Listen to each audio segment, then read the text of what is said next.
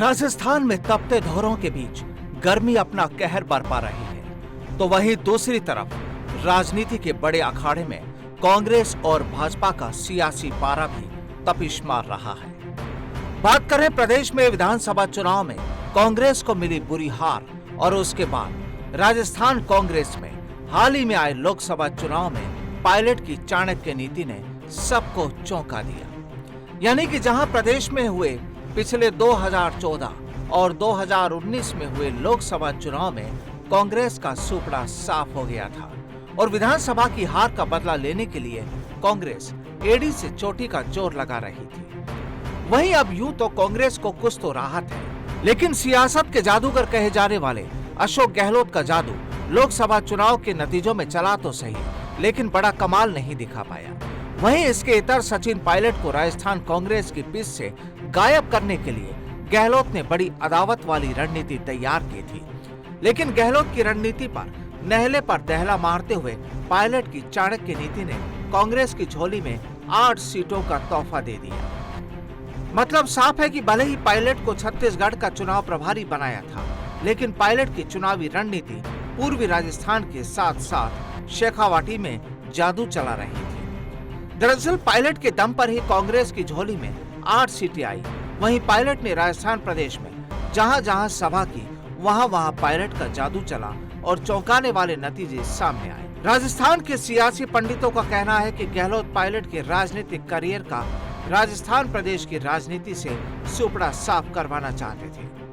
गहलोत ने सियासी शतरंज की बिसात पर सारे पासे भी चल दिए थे, लेकिन कहा जाता है कि राजनीति में किसका सूरज उदय होता है और किसका अस्त, यह कोई नहीं जानता।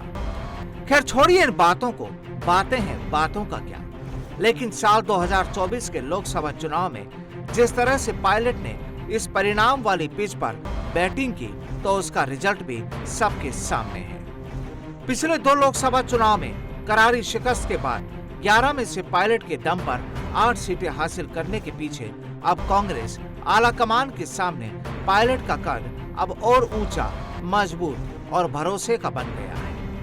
तो कहानी साफ है कि अब आलाकमान को भी सचिन पायलट की चाणक्य नीति की ताकत का आभास हो गया है। सियासी जानकारों का कहना है कि इन दिनों पूर्व मुख्यमंत्री अशोक गहलोत का स्वास्थ्य कुछ नर्म है। वैभव की हार की चिंता और राजनीतिक भविष्य गहलोत को अंदर खाने ही परेशान कर रहा है, क्योंकि शायद इनकी सोच तो अब ये भी होगी कि अगर पायलट की सभा जालोर सांचौर में होती तो वैभव गहलोत के पक्ष में नतीजे भी शानदार होते।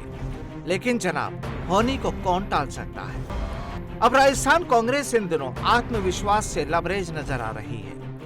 पायलट की जीत वाली चाणक्य नीति की चर्चा भी गांव, चौपाल और शहर तक जोर पकड़ रही है। पायलट ने भी अपनी इस अग्नि परीक्षा में अपने आप को और उनके राजनीति के अनुभवों के आधार पर साबित कर दिया कि युद्ध चाहे कोई भी हो, रीति और नीति की चाल सही वक्त पर चली जाए तो जीत सलाम करती है।